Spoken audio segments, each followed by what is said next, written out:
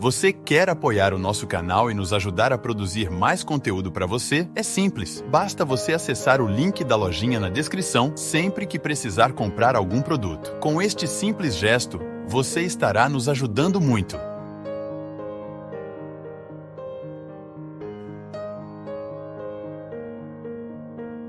Deus nos trouxe aqui, minha gente, com um propósito. Nós não podemos desapontá-lo. Às vezes eu fico pensando que se tem uma coisa que na vida a gente compreende errado, é a alegria. Já observou como nós somos rasos na compreensão da alegria? Quando você escuta a palavra alegria, o que é que vem ao seu coração? Qual é a primeira imagem que vem à sua cabeça quando você escuta a palavra alegria? Com a boca cheia de dentes, sorrindo, né? Ou alguém contando uma piada, um circo, né? A nossa compreensão do que nós chamamos alegria é muitas vezes rasa. Ela passa muitas vezes pelos signos, né? Pelos sinais mais externos do que significa ser alegre. A alegria não pode ser na nossa vida apenas um fator externo. É uma realidade humana que nos toca todos os dias, ou porque nós sentimos, ou porque nós estamos vendo alguém sentir, ou porque nós desejaríamos sentir, ou porque nos é ausente. O que é a alegria? O que é este sentimento ou essa atitude que faz com que a gente seja capaz de encarar a vida, de encarar o nosso dia, de levantar todos os dias e dar um jeito na existência e organizar aquilo que faz parte da nossa vida, mesmo que nós tenhamos problemas, mesmo que nós tenhamos dificuldade? Alegria nós identificamos no momento em que o rosto demonstra. É a primeira notícia que nós podemos ter de uma pessoa alegre, é quando você olha para ela e percebe o sorriso. É uma maneira superficial de analisar a alegria. Mas está aí, é um sinal que pode nos indicar alegria ou não. Alegrai-vos na esperança. Como assim?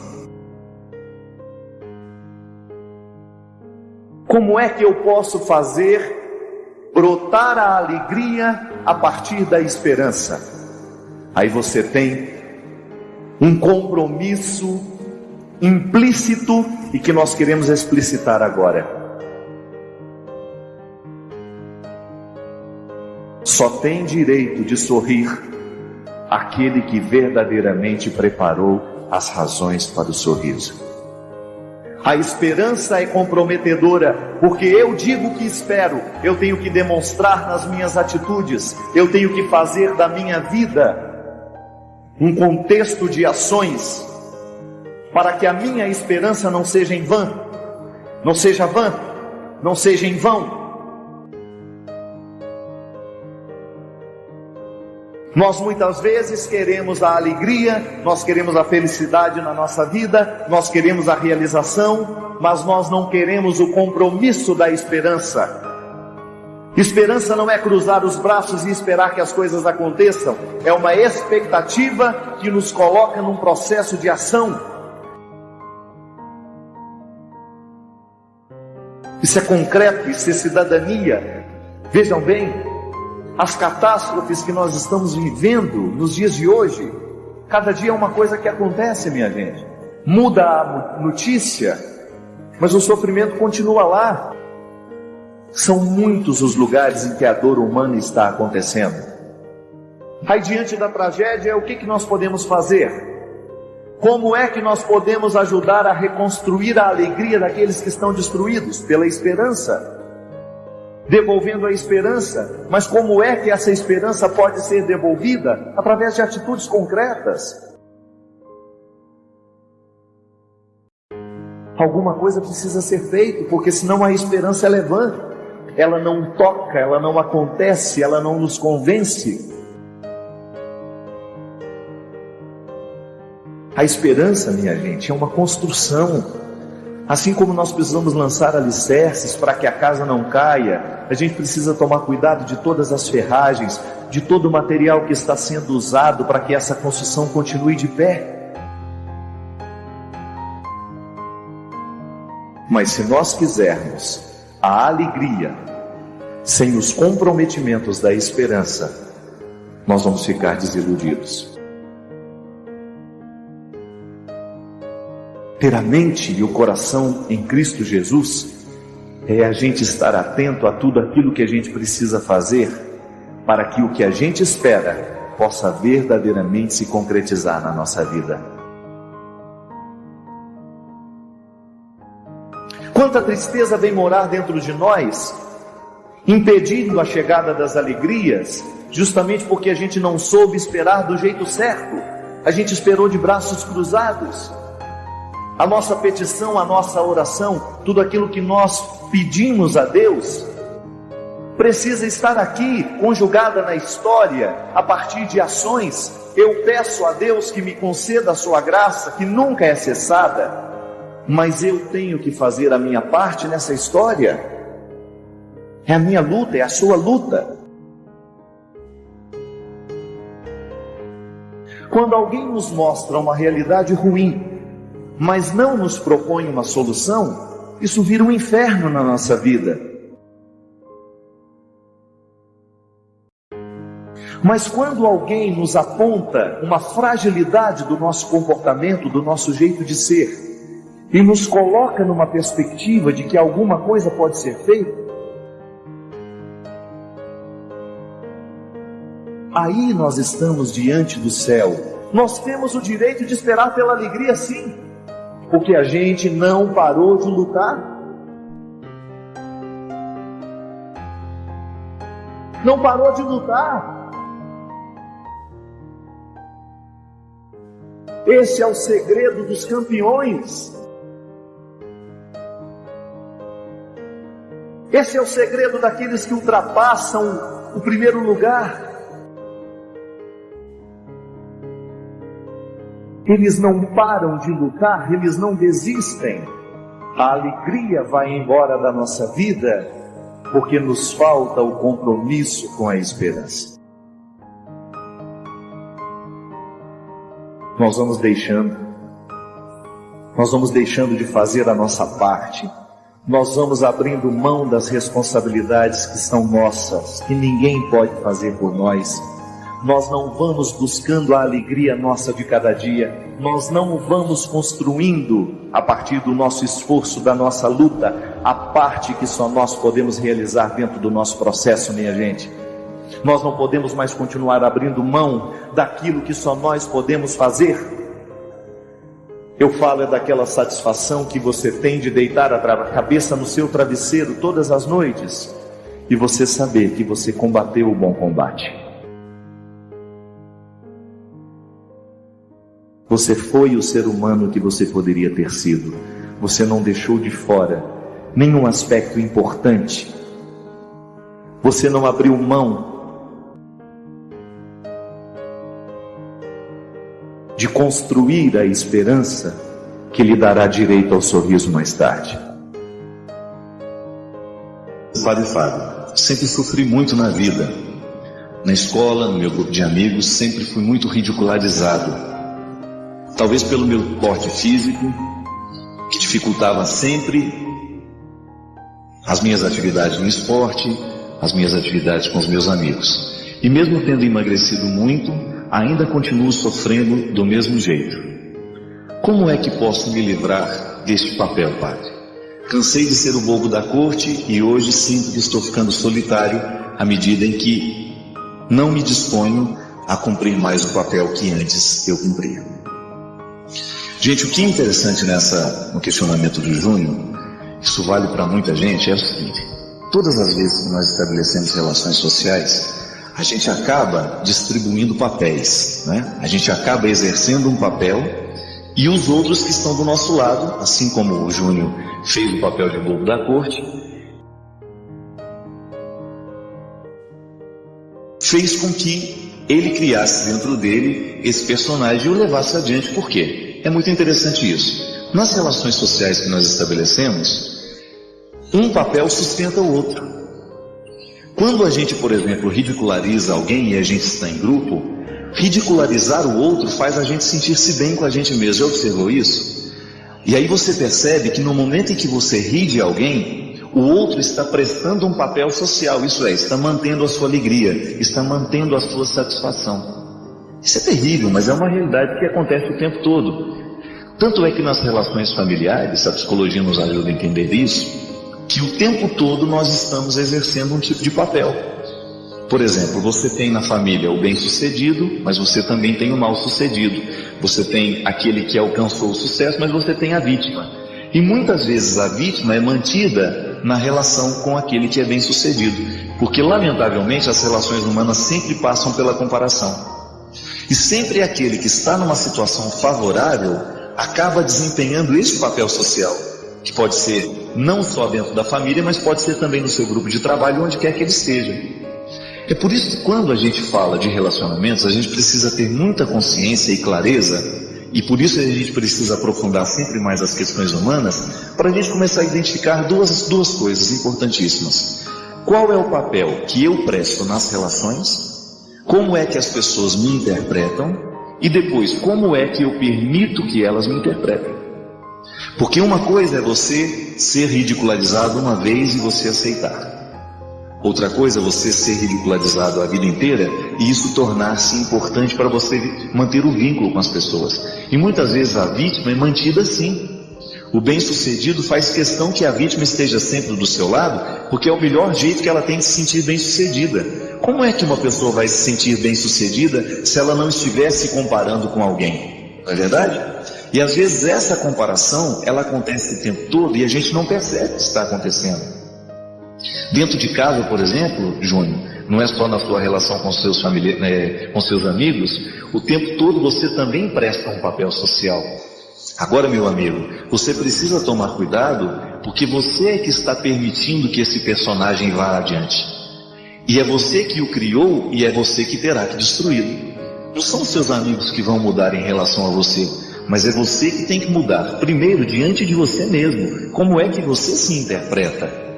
Porque se alguém um dia achou que você era o bobo da corte, porque você era o mais gordinho, mais engraçado, mais isso, mais aquilo, hoje você precisa começar a identificar dentro de você que já passou essa época, que você não tem que levar esse fardo adiante. Isso acontece muito dentro das nossas casas, dos nossos grupos, quando você percebe que uma pessoa tornou-se prisioneira daquilo que ela permitiu que os outros fizessem dela. E é pavoroso isso, pavoroso. E nas relações familiares, muitas vezes o nosso irmão fracassado ele é mantido por nós que somos bem-sucedidos. Porque no momento em que nós alimentamos a relação de dependência, então eu cuido dele o tempo todo, eu dou tudo aquilo que ele não tem, eu faço de tudo para que ele se sinta um pouquinho melhor naquele fracasso que ele está vivendo, eu acabo mantendo-o no fracasso. E é por isso, aí a gente entende um pouquinho aquilo que a gente diz, que pai que fica bajulando demais os filhos, dando tudo o que eles querem, protegendo-os da vida. Uma coisa é você educar para a vida e para a coragem, outra coisa é você proteger o filho o tempo todo, impedindo que ele cresça. O que você faz é justamente isso, você cria já um filho fracassado, porque você não o prepara para as dificuldades da vida. Então fica aquela relação de criar dentro do filho um personagem, que é o filho que você queria ter, um filho sempre preso a você, um filho sempre dependente. Não é para isso que a gente tem que educar os filhos da gente. A gente tem que tomar muito cuidado para a gente identificar qual é o papel social que nós estamos exercendo dentro de casa e fora de casa. Isso é uma questão de conduta, de você descobrir se aquilo que você vive, de fato, é o mais honesto que você pode viver. Ninguém nasceu para ser bobo da corte. E nós, muito facilmente, elegemos esses bobos da corte, né? Porque a gente precisa deles. A gente precisa ter sempre o ridículo do nosso lado. E aí, a gente tem que tomar cuidado. Inclusive, gente, dentro do seminário isso é muito comum. O lugar onde a gente é educado, posso dizer, que vivi a vida toda no seminário. A gente corre o risco de ter sempre aquele mais bobinho, que todo mundo faz de mais bobinho, e vai ficando mais bobinho, mais bobinho, mais bobinho. O tempo passa e ele não aprende a não ser outra coisa, senão não ser o mais bobinho. É um crime que a gente comete com eles, porque quando a gente permite que uma pessoa esteja cumprindo esse papel, é aquele bonzinho que todo mundo faz dele o que quer, não significa que a gente vai extrair a bondade dele, não, e retirar, seja mal agora, não é isso. Significa que nós vamos dizer e lutar para que ninguém seja limitado a ser apenas este bobinho. Não, é disponível, mas também não será bobo de todos, né? É aquele que vai ficar sempre disponível, mas então vamos descobrir um jeito de fazê-lo crescer a partir dessa disponibilidade, para que isso não se torne um fardo para ele com o tempo. Isso é muito natural acontecer. Realmente você precisa tomar consciência daquilo que você permitiu que os outros fizessem com você. E não é esperar que os outros mudem não, meu filho. Ninguém vai mudar, tá bom? O papel que você exerceu já está decorado por eles. Quem tem que mudar o roteiro do filme e da história é você. Porque na sua vida, quem manda, quem é o diretor, quem é o escritor, o roteirista, é você.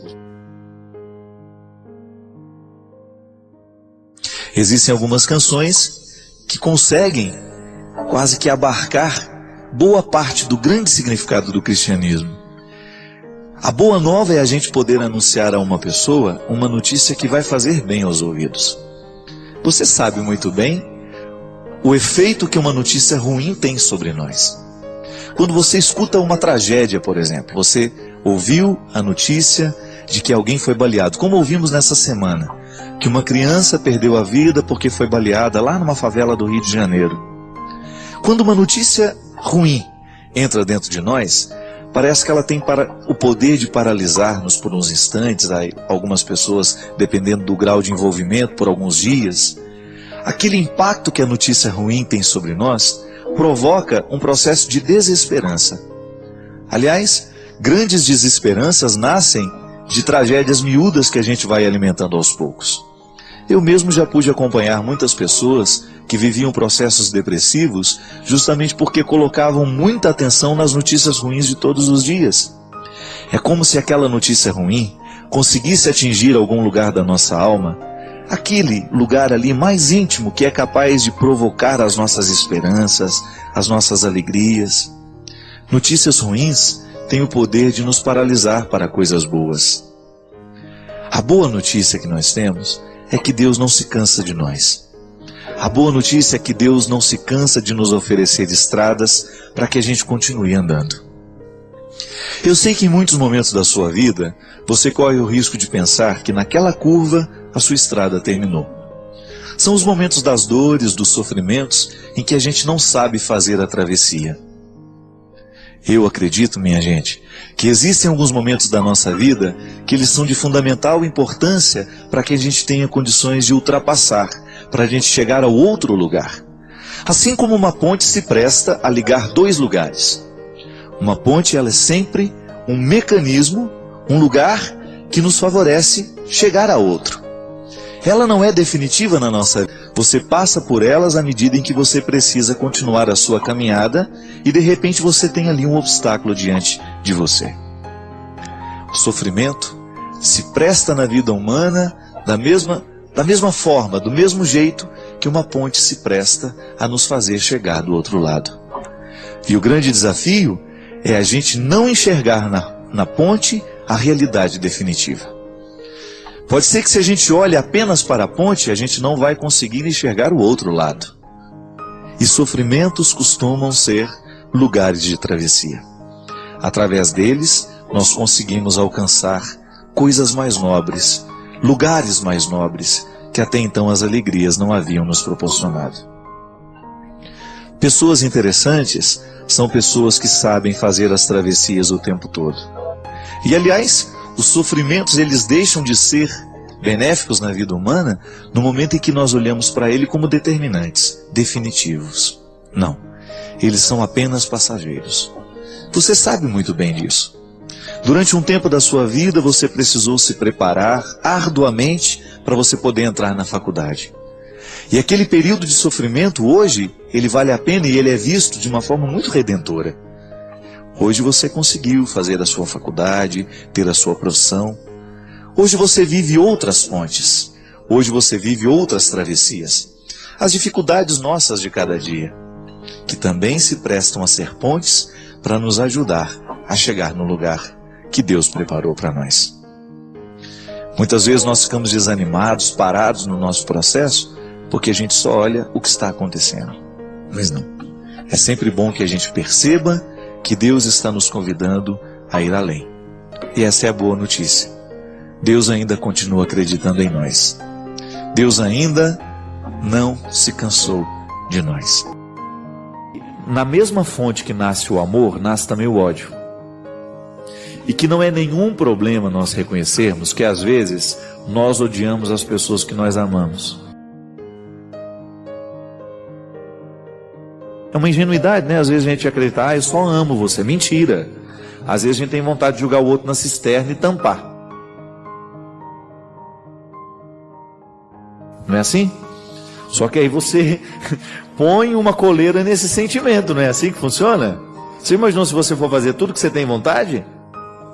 Eu tinha vontade de mandar prender gente chata. Ficar lá uns 3 dias na cadeia. Eu acho que ia ser preso também de vez em quando.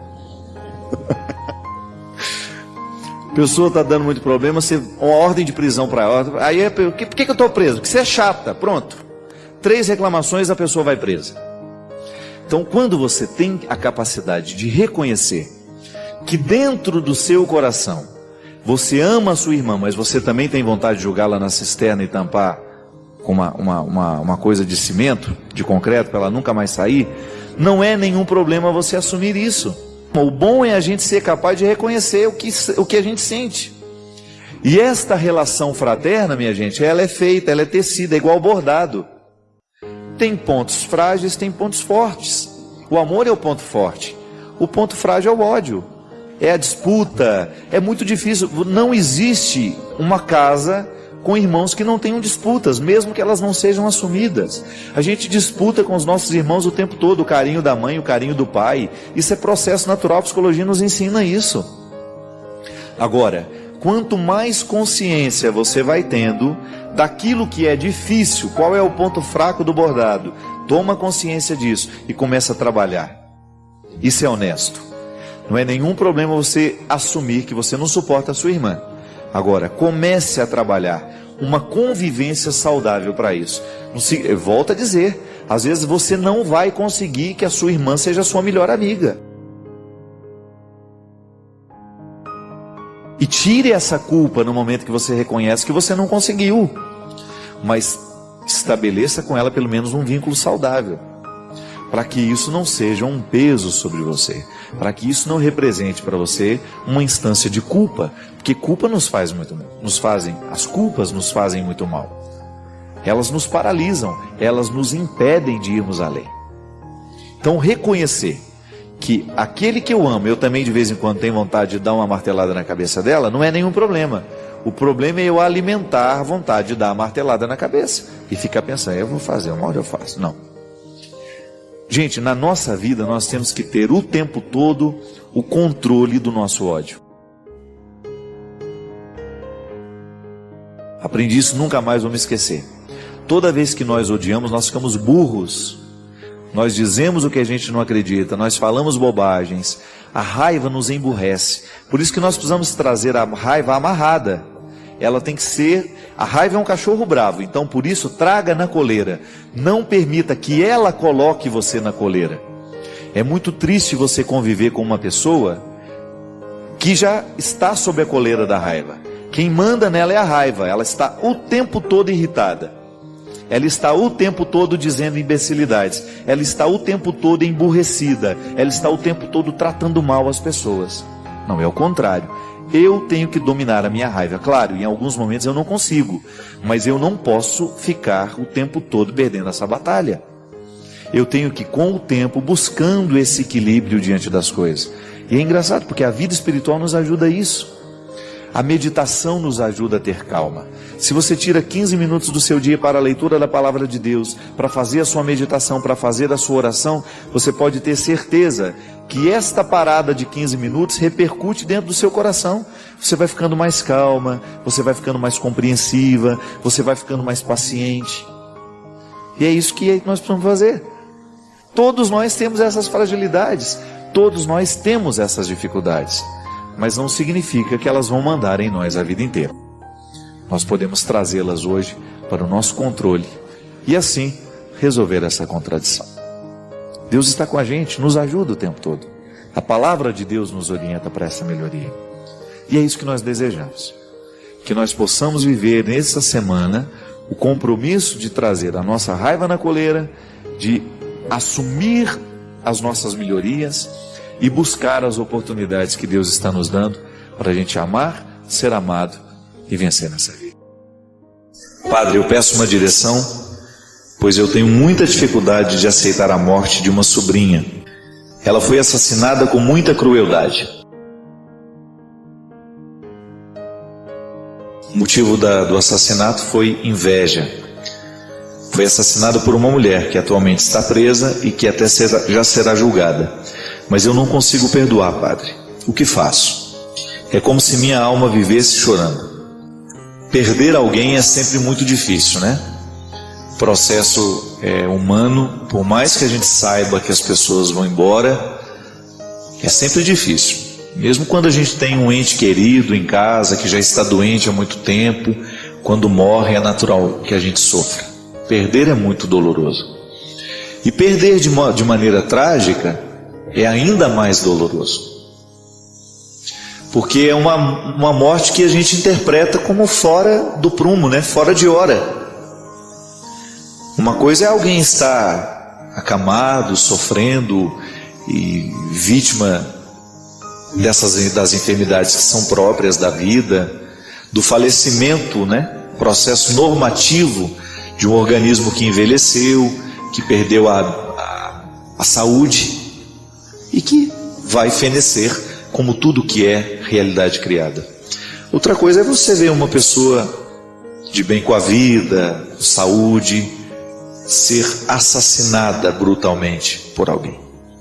Então você tem um processo de perda para organizar e ainda tem uma situação muito dolorosa que é ter que carregar dentro de você, né, o tempo todo. É como se você estivesse trazendo no coração um fardo, que é, meu Deus, minha sobrinha poderia estar aqui e não está porque alguém retirou. Isso chama-se ódio, né? Não tem outro nome. O fardo que a gente leva, que você tem que organizar o luto e ainda tem que organizar o ódio despertado pelo acontecimento. Então você sofre duplamente, porque é impressionante, minha gente, como o ódio, essa inadequação que existe, porque o ódio é uma inadequação, uma espécie de te coloca fora do seu lugar, né? Não é natural a gente odiar, não é um processo humano natural você viver dentro do ódio. Quando você descobre que você dorme odiando, acorda odiando, porque aquela pessoa lhe fez um mal. O processo de perdoar aqui, ele é absolutamente necessário para que o luto seja organizado. Como que isso acontece? Não tem receita mágica, né? Mas você já dá indícios de que já está no caminho certo. Acredita na possibilidade do perdão, que você mesmo diz. Eu preciso perdoar. Já está dizendo buscar um suporte de fé com o padre da sua paróquia. E agora vamos esperar para que o próprio tempo lhe encaminhe para essa reconciliação com a vida.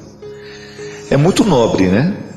Saber perdoar, é muito nobre a gente ver alguém que teve uma facilidade grande, como em muitos casos a gente vê o pai se reencontrando com o assassino da filha e sendo capaz de olhar para ele com misericórdia.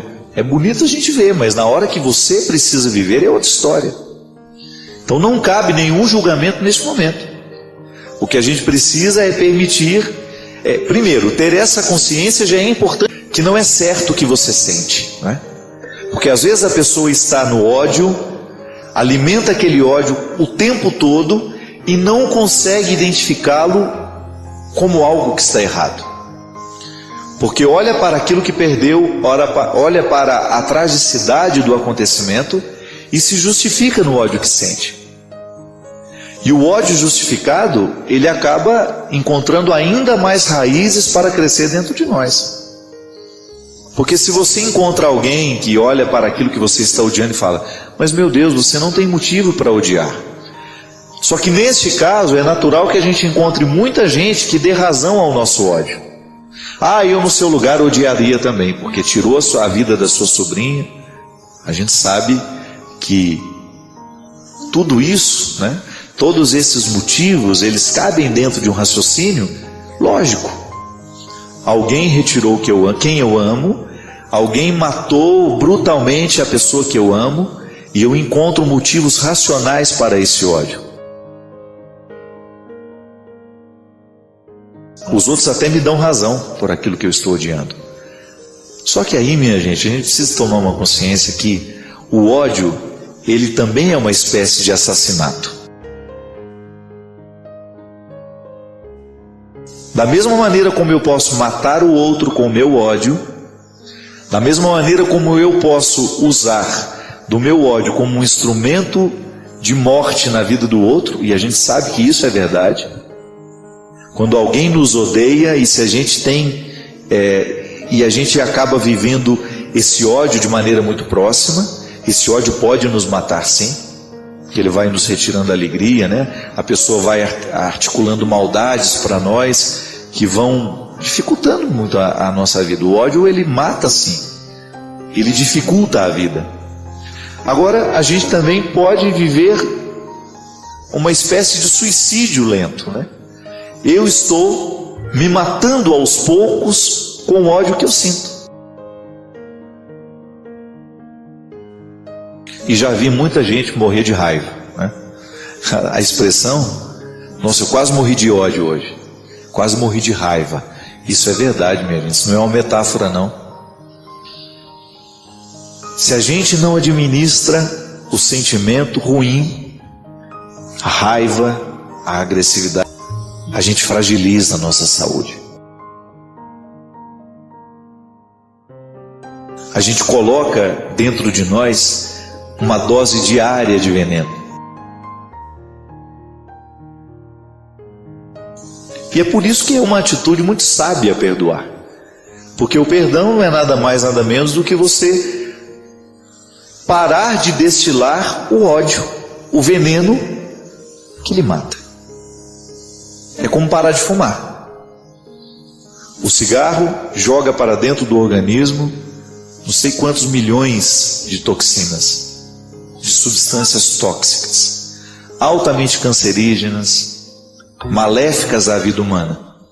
E a pessoa, porque está viciada, o que é o vício? A incapacidade, né? O vício, quando o nosso cérebro está acostumado com aquela substância química, nós perdemos a nossa capacidade de decidir. Então a gente olha para o cigarro tem esse tamanho. A gente não consegue dizer não àquele cigarro, porque existe no meu cérebro uma dependência química daquele bendito cigarro. Uma coisinha pequenininha que me domina. O ódio é a mesma coisa. O ódio também acaba provocando dentro de nós uma reação química com a qual nós nos acostumamos.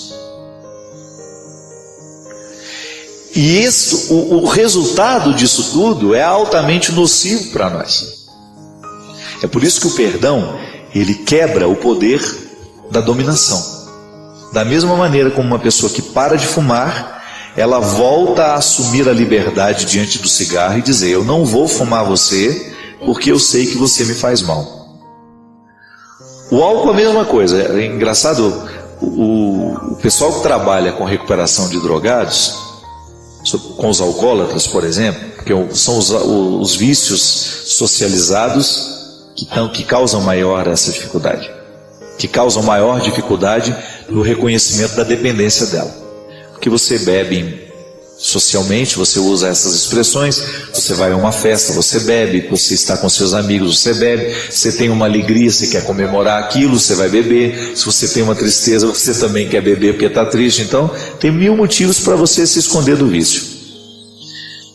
As pessoas que trabalham com pessoas viciadas dizem que a grande dificuldade é que os viciados assumam o que são.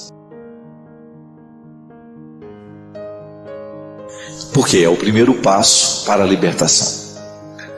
Você ter coragem de dizer que você perdeu a sua capacidade de decidir.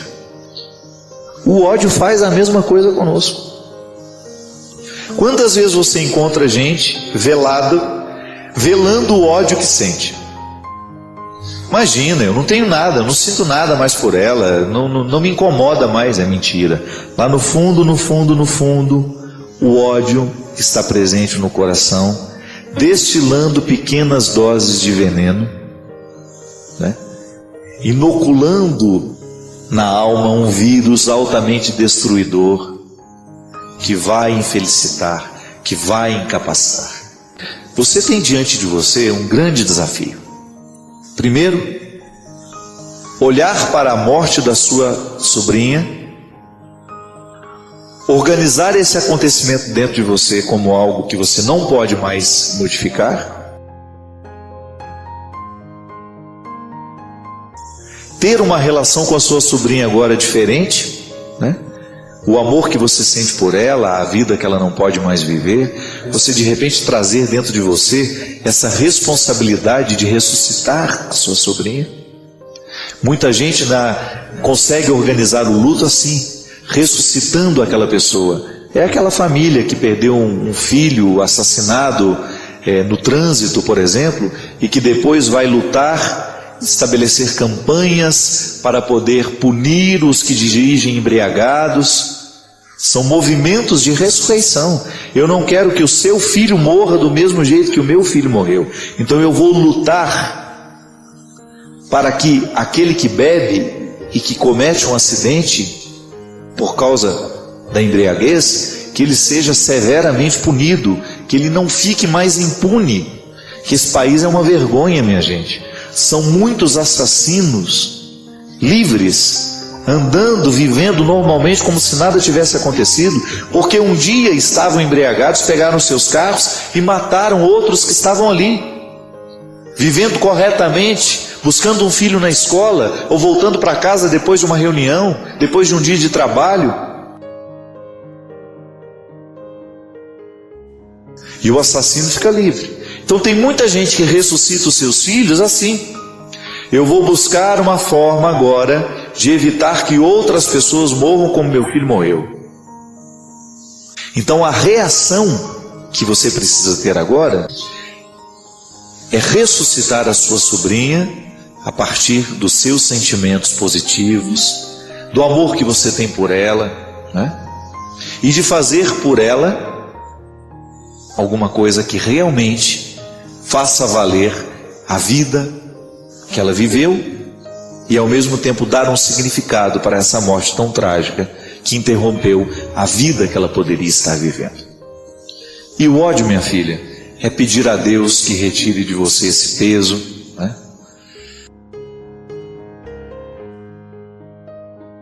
É você rezar para que o seu coração volte